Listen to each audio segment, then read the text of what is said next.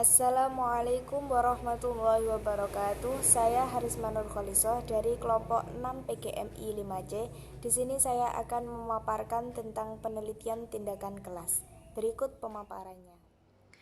Baik, di sini saya akan memaparkan penelitian tindakan kelas. Yang pertama akan dipaparkan tentang definisi penelitian tindakan kelas.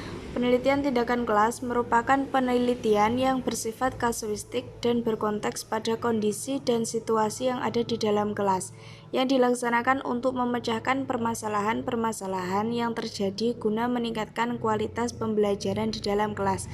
Jadi, penelitian tindakan kelas itu merupakan penelitian yang digunakan dalam bidang pendidikan dan merupakan bagian dari penelitian tindakan. Penelitian tindakan pertama kali dikembangkan oleh seorang psikolog yang bernama Kurt Lewin, yang pada saat itu dimaksudkan untuk mencari penyelesaian terhadap masalah sosial seperti pengangguran dan kenakalan remaja. Nah, mengapa bersifat kasuistik? Karena dengan penelitian tindakan kelas ini, masalah yang dihadapi dalam proses pembelajaran akan dapat teridentifikasi dan terpecahkan melalui suatu tindakan yang sudah diperhitungkan, kemudian dilakukan perbaikan, yang mana pelaksanaan dari perbaikan dilakukan dengan cermat untuk diukur tingkat keberhasilannya. Jadi, berkonteks pada kondisi dan situasi yang dimaksud, yaitu melalui penelitian tindakan kelas ini, guru dapat memilih dan menerapkan teori atau strategi pembelajaran yang paling sesuai dengan kondisi kelasnya. Jadi, penelitian tindakan kelas itu memiliki paradigma tersendiri yang agak berbeda jika dibandingkan dengan jenis penelitian yang lain. Nah, jika dihubungkan dengan jenis penelitian yang lain, maka penelitian tindakan kelas ini dikategorikan sebagai jenis penelitian kualitatif eksperimen. Penelitian tindakan kelas dapat dikategorikan sebagai penelitian kualitatif karena pada saat data dianalisis digunakan pendekatan kualitatif tanpa adanya perhitungan-perhitungan statistik.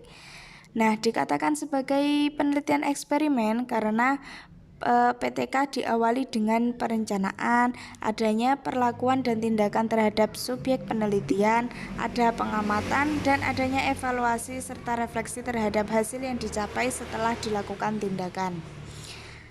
Penelitian tindakan kelas ini pun berbeda dengan penelitian formal yang bertujuan untuk menguji hipotesis dan membangun teori yang bersifat umum, karena PTK lebih bertujuan untuk memperbaiki kinerja, sifatnya kontekstual dan hasilnya tidak untuk digeneralisasi. Meskipun demikian, hasil dari penelitian nanti bisa diterapkan oleh orang lain yang memiliki latar yang mirip dengan yang dimiliki oleh peneliti. Nah, beberapa perbedaan antara PTK dengan penelitian formal yaitu ketika penelitian formal itu dilakukan oleh orang lain, maka penelitian tindakan kelas ini dilakukan oleh seorang guru ataupun dosen. Sampel harus representatif pada penelitian formal, sedangkan dalam PTK kerepresentatifan sampel ini tidak diperhatikan. Pada PTK, instrumen yang valid dan reliabel pun tidak diperhatikan, sedangkan dalam penelitian formal, instrumen harus valid dan reliabel. Nah, ketika di penelitian formal menuntut penggunaan analisis statistik, maka di PTK ini tidak diperlukan analisis statistik yang rumit. Penelitian tindakan kelas ini pun tidak selalu menggunakan hipotesis dan memperbaiki praktik pembelajaran secara langsung. Nah, dari pengertian yang ada, ini dapat diketahui bahwa ciri-ciri ataupun karakteristik dari PTK yaitu masalah pada PTK muncul dari kesadaran pada diri guru yang harus memperbaiki dengan prakarsa perbaikan dari guru itu sendiri, bukan dari orang luar. Dengan kata lain, PTK ini berfokus pada masalah praktis gitu. Kemudian yang kedua, PTK merupakan penelitian yang dilakukan melalui refleksi diri. Jadi dari tindakan yang dilakukan ini, guru juga melakukan refleksi diri. Apakah saya sudah memberikan pembelajaran yang terbaik? Apakah saya sudah memberikan timbal balik kepada siswa-siswa maupun bentuk refleksi yang lainnya. Kemudian PTK dilakukan di dalam kelas. Jadi karena namanya penelitian tindakan kelas, maka penelitian ini difokuskan di dalam kelas, yaitu pada kegiatan pembelajaran yang berupa perilaku guru dan siswa dalam berinteraksi. Yang keempat, PTK bertujuan untuk memperbaiki proses pembelajaran yang dilakukan secara bertahap dan terus-menerus. Karena ini setelah melakukan tahapan yang siklus pertama, maka akan dilakukan siklus kedua dengan penerapan solusi dari permasalahan yang ada pada siklus sebelumnya. Nah, oleh sebab itu dalam PTK dikenal adanya siklus tindakan. PTK merupakan bagian penting pengembangan profesionalitas guru. Jadi dengan PTK diarahkan untuk berpikir kritis dan sistematis, mampu membiasakan guru untuk menulis dan membuat catatan. Untuk yang selanjutnya, yakni tujuan dan manfaat dari PTK. Nah, untuk tujuan sendiri ada dua tujuan. Yang pertama tujuan utama dan juga tujuan sertaan.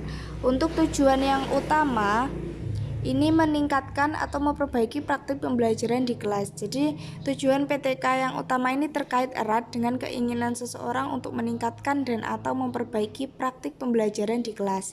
Tujuan ini dapat dicapai dengan melakukan berbagai tindakan alternatif dalam memecahkan berbagai persoalan pembelajaran di kelas.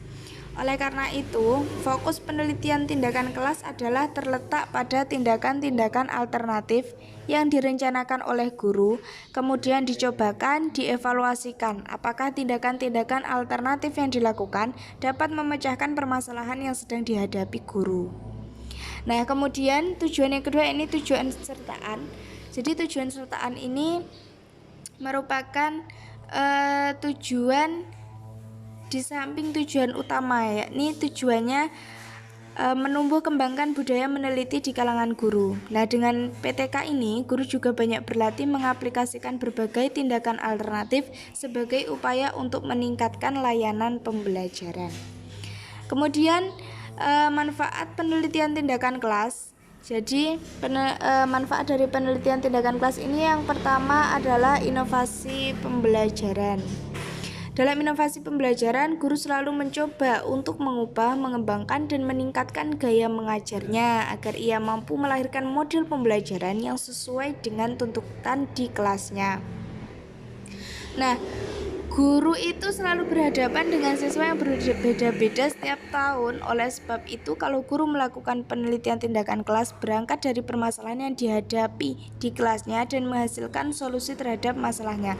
Dengan proses belajar di kelas seperti itu, guru tersebut telah melakukan inovasi pembelajaran.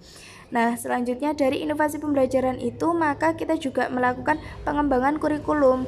Pengembangan kurikulum ini lebih berfokus pada pengembangan kurikulum yang terjadi di kelas.